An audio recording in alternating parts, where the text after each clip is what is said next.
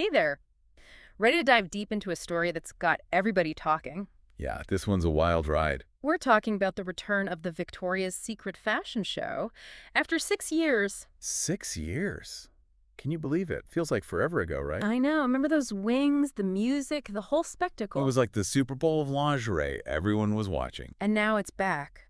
But things are, well, a little different this time around. That's an understatement. Right. Right. I mean, for a while there, Victoria's Secret was synonymous with controversy. Yeah, from those accusations about a toxic workplace to pushing unrealistic beauty standards, things got pretty dark, pretty fast. Definitely not a good look. No kidding. And you could see it in their sales, too. People were over it.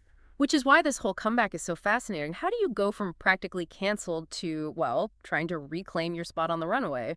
That's the million-dollar question, isn't it? It's like they went from this image of sexy to, well, having to prove they're not stuck in the It's a past. total rebrand. Or at least they're trying to. You know, it's easy to forget how rough things got for them. Remember that New York Times article, Angels in Hell? Oh, yeah.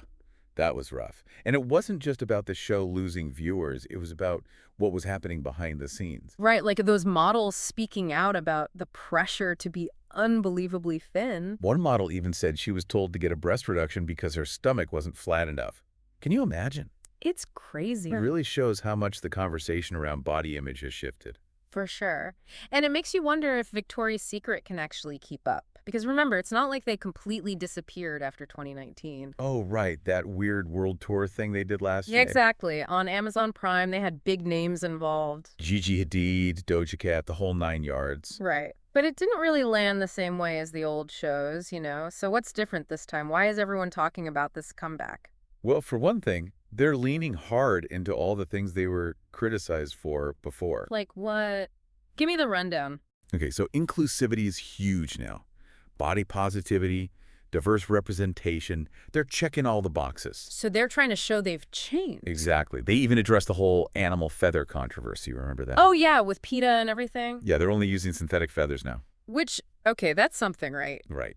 But the big question is it genuine change or just a PR move because they know they messed up? That's what we're here to unpack. Because let's face it, they're playing a dangerous game here. They've got those iconic angels back, Adriana Lima, Candace Swanepoel, but then they've also got Paloma Elsers. Who could be the first plus-size model to ever walk a Victoria's Secret runway, right? Exactly. And then you've got the performers. Lisa from Blackpink, Doja Cat again, and get this, Cher. Cher, talk about a blast from the past. They're going for that multi-generational appeal. Smart, but is it enough? It's definitely a power move, trying to tap into that nostalgia while also being like, hey, we've evolved too. Right. But will people buy it? Is it a real shift in their values or just a really well-orchestrated marketing campaign? Because let's be real, actions speak louder than words. And Yeah. that's what makes this whole thing so tricky, right? Totally. It's like one show with a wider range of models doesn't erase years of promoting a really specific look. Right. And some would say a really limited idea of beauty. It's like they built their whole brand on this one very specific body type. Exactly. So, like, are they really ready to let go of that? It's the million-dollar question, right? Yeah, because you've got people calling the show forced inclusion online. Oh, I saw those comments. And then others are saying it's amazing, it's a step in the right direction. It's interesting, though, isn't it? Like, people really want to see real change, but But then, how do you know if it's real? yeah. And can a brand like Victoria's Secret actually pull that off? Like, Yeah. are we really supposed to believe that they've had this huge change of heart? Especially after everything that came out, you know? Yeah. It makes you wonder. It makes you think about what's actually going on behind the scenes. Exactly. Like, are they actually changing how they work? How they treat the models? Because they can put anybody they want on that runway for one night. Totally. But if nothing's changed behind the scenes, then what's the point? Right. It's just performative. Exactly. Mhm. And let's not forget those stories about the work environment. Oh, yeah. It wasn't. Models talking about pressure to lose weight, employees saying the culture was toxic. Like that one model who said she wasn't even allowed to talk to her family before the show. Oh, gosh. Yeah, she had to be laser focused on her diet and exercise. That's intense. It makes you wonder, like, how much has really changed? Right. And then there's the whole, The elephant in the room. the elephant in the room. Former CEO and Jeffrey Epstein. Yeah, that's not going away. No matter how many amazing models they have or celebrities or whatever they do. That's a stain that's going to be hard to get out. Right. It makes you think about this whole idea of Can brands actually change?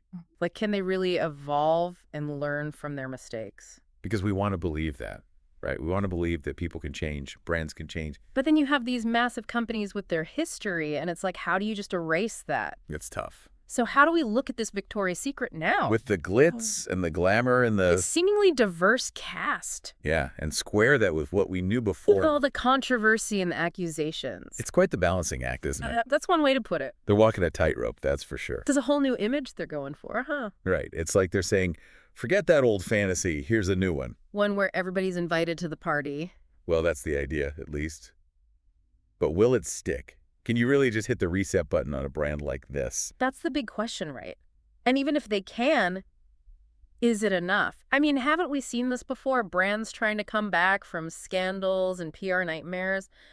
What do you think? What do they have to do to actually earn back people's trust? They've got to back it up. It can't just be all about the runway show, the models, the performers. They need to actually change how they operate. So transparency is key. Huge. People want to see what's happening behind the scenes. Yeah. How are they treating their employees? Are they promoting from within? Are they actually embracing diversity at all levels, not just on the surface? Because otherwise it's just a marketing ploy. Right, exactly. They need to prove they're serious about this, that it's not just about selling more lingerie, but about actually making a change. It's almost like a social experiment, isn't it? Totally. The whole world's watching to see what they do. It makes you think about how much power we have as consumers. Oh, for sure. We vote with our wallets, right? And social media gives us a voice to hold these brands accountable. It's a whole new world for companies like Victoria's Secret. No kidding. Yep. They're navigating a minefield out there. Well, they certainly gave us a lot to think about, that's for sure. Definitely. We dug deep into the comeback of Victoria's Secret, talked about the ups and downs, the changes, the questions that still linger. What you think, did they do enough? Do they get a second chance? Only time will tell. That's the truth. But here's the thing. As you see other brands trying to do the same thing, trying to change their image, keep these questions in mind. What does real inclusivity look like? Are they just trying to sell us something, or are they actually trying to make the world a better place? It's a lot to unpack, but hey, that's what we're here for, right? That's the fun part. Until next time, keep asking those tough questions and dive deep.